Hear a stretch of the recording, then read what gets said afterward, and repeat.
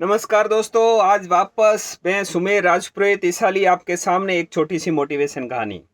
कुछ समय से मैं बिजी था, एक शॉर्ट टर्म्स गोल को पूरा करने के लिए लगा हुआ था, वो पूरा हो चुका है। अभी वापस एक मोटिवेशन कहानी। एक बार एक शहर में एक लड़का आता है, उसको आप कुछ भी समझ लीजिए, वो पढ़ाई के पर्पज से आया हो या बिजनेस के पर्पज से आया हो या काम धंधे के पर्पज से आया हो। तब वो शहर में आते ही उसके सामने बहुत सी परेशानी होने लगी। बहुत से उसको जॉब नहीं मिल रही थी, उसका बिजनेस अच्छा नहीं चल रहा था, कुछ भी समझ लीजिए आप। तब एक शहर के बाहर एक महात्मा जी आए। महात्मा जी बहुत पासवान थे। तब पूरे शहर वाले उनके पास जाते थे और अपनी समस्या को वो बोलते थे।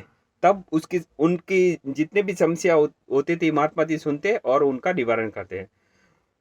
तब लड़के ने सोचा कि मैं भी क्यों ना मैं भी जाऊं। तब एक दिन छुट्टी के दिन वो सुबह जल्दी महात्मा जी के पास में पहुंच गया।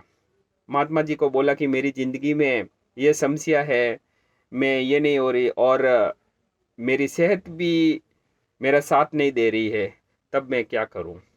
महात्मा जी ने बोला कि बेटा अभी तो टाइम हो गया, कल तेरे को 11 बजे तक मैं बोल दूंगा।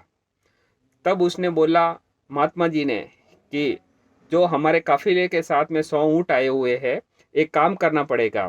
आज पूरी रात आपको ये काम करना पड़ेगा, जब तक 100 ऊँट न बैठे तब तक आप सोना नहीं है आपको। तब लड़के ने बोला, ठीक है महात्मा जी, मेरे अगर काम का मेरी समस्या का निवारण कर लेंगे तो उनका एक छोटा काम करने में मेरे को क्या हिचक है।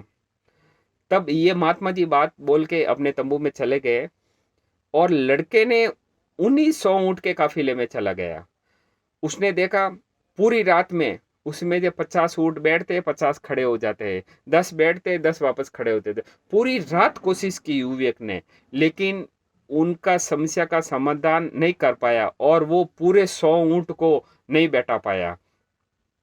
तब सुबह वापस लड़का महात्मा जी के पास में गया और उनको ही महात्मा जी ने बोला कि बेटा तू तो अच्छी तरह से नींद लिया होगा, बहुत अच्छी नींद गुजरी होगी।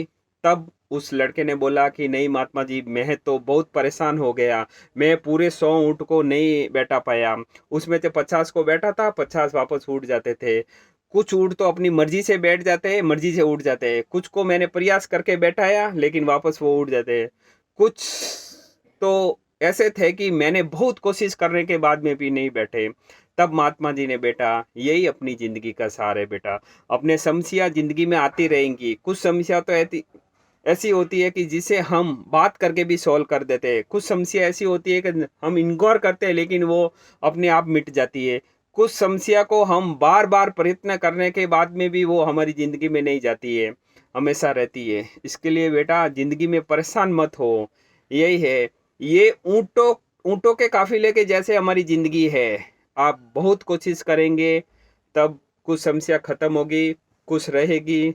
इसलिए ज़िंदगी में अगर आपके सामने कोई भी समस्या है ना, तो घबराना नहीं है। ये समस्या है, ज़िंदगी में आते रहेंगी, उससे आपको घबराना नहीं है और हमेशा आपको आगे बढ़ना है।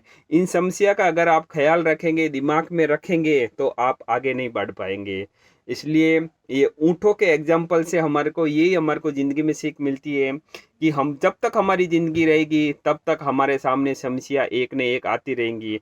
हम उनको इग्नोर करना है, उनके साथ में हमें उनके साथ में ही ज़िंदगी बितानी है। अब हम कैसे ज़िंदगी हम उनके साथ में जी रहे, वो हमारे ऊपर डिपेंड करता है। इसलिए ये छोटी सी मोटिवेशन कहानी से हमारे को सीख मिलती है कि समस्या बहुत आती है, आप अपनी ज़िंदगी में हार न माने।